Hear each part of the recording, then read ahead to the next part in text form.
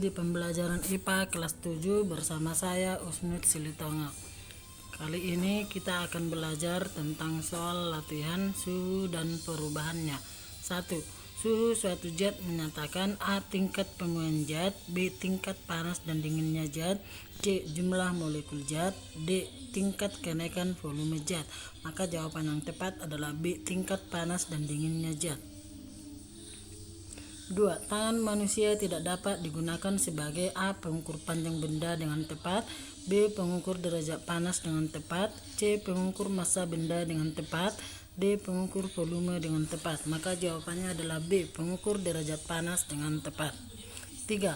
Suhu air yang sedang mendidih apabila diukur dengan termometer Kelvin akan menunjukkan angka A. 273 Kelvin, B. 291 Kelvin, C. 353 Kelvin, D. 373 Kelvin.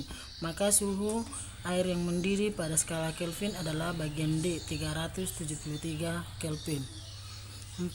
Suhu suatu benda 100 derajat Celcius sama dengan A. 212 derajat F, B. 273 derajat F, C. 300 derajat F, D. 373 derajat F. Maka untuk menyelesaikan soal di atas kita gunakan rumus T derajat F sama dengan 9/5 T derajat C tambah 32 sama dengan 9/5 kali 100 tambah 32 sama dengan 900/5 tambah 32 sama dengan 180 tambah 32, maka hasilnya 212 derajat F. Maka jawabannya adalah bagian A, 212 derajat F. 5. Alat yang digunakan untuk mengukur suhu adalah A. Neraca, B. Jangka sorong, C. Termometer, D. Barometer. Maka alat yang mengukur suhu adalah C. Termometer. 6. Satuan suhu dalam sistem internasional atau SI adalah A. Celsius, B. Reaumur, C. Fahrenheit, D. Kelvin. Maka satuan suhu dalam SI adalah D. Kelvin. 7. Pengukuran suhu air dengan termometer Reaumur sama dengan 28 derajat R.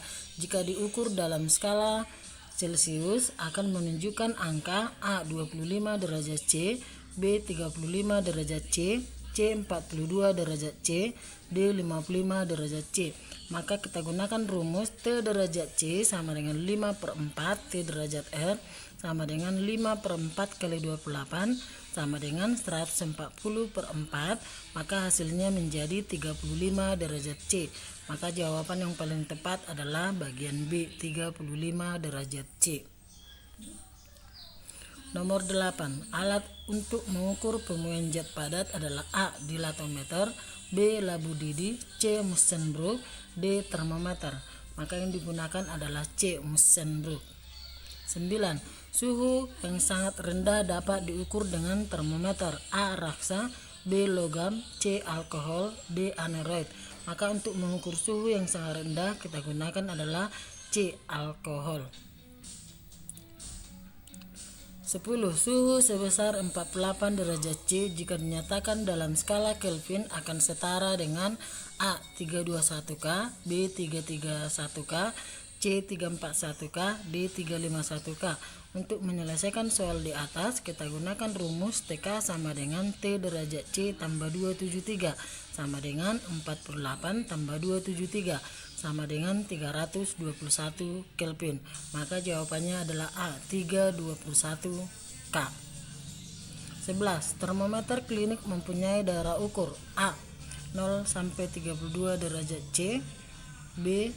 0 sampai 40 derajat C, C. 30 sampai 40 derajat C, D. 35 sampai 42 derajat C.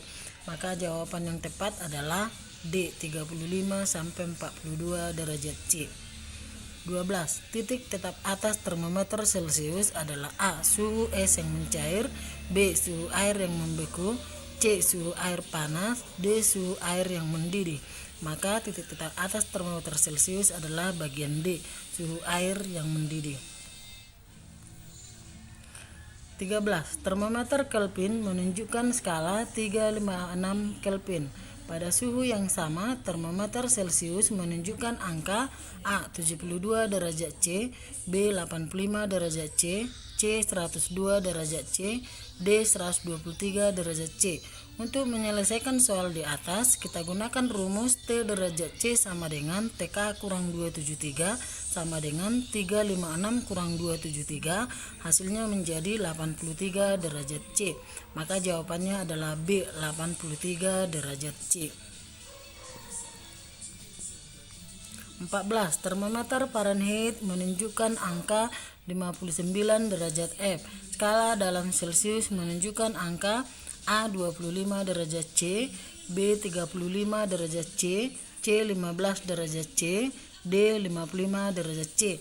Menyelesaikan soal di atas, maka kita gunakan rumus T derajat C sama dengan 5/9 T derajat F kurang 32 sama dengan 5/9 kali 59 kurang 32 sama dengan 5/9 kali 27 sama dengan 5 kali 3, hasilnya menjadi 15 derajat C. Maka jawabannya adalah C, 15 derajat C. Nomor 15. Air tidak dapat digunakan sebagai pengisi termometer karena A. Tidak dapat cepat memuai, B. Pemuaiannya teratur, C. Membasahi dinding kaca, D. Memiliki pemuaian yang kecil. Maka kenapa air tidak digunakan mengisi termometer? Karena C. Membasahi dinding kaca. 16. Berikut ini adalah masalah yang ditimbulkan oleh pemuaian dalam kehidupan sehari-hari.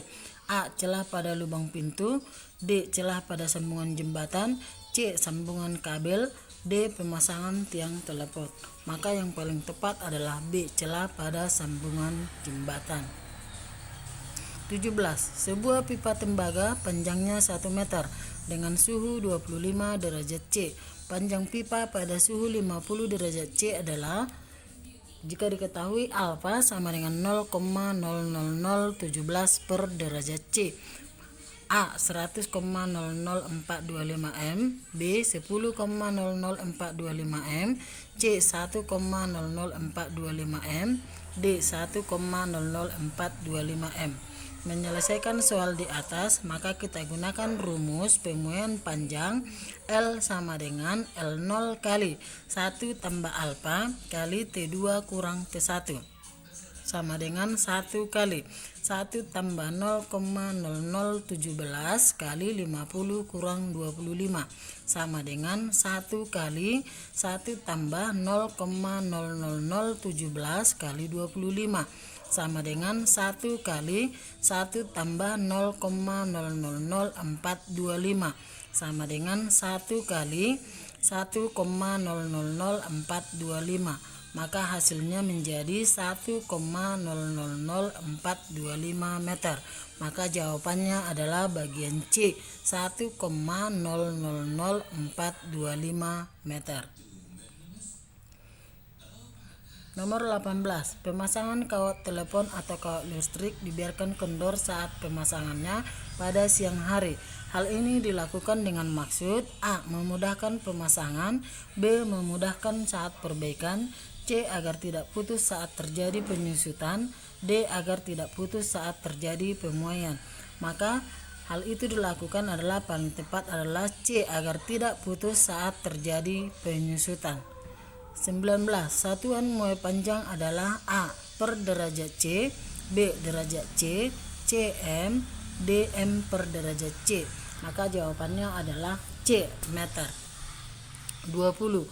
Keping bimetal terdiri dari 2 keping yang memiliki koefisien muai panjang berbeda dikeling menjadi 1.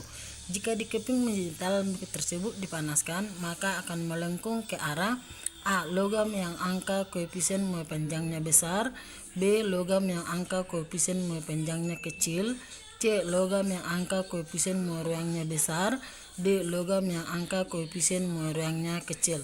Maka jawaban yang tepat adalah B. Logam yang angka muai koefisiennya panjangnya kecil.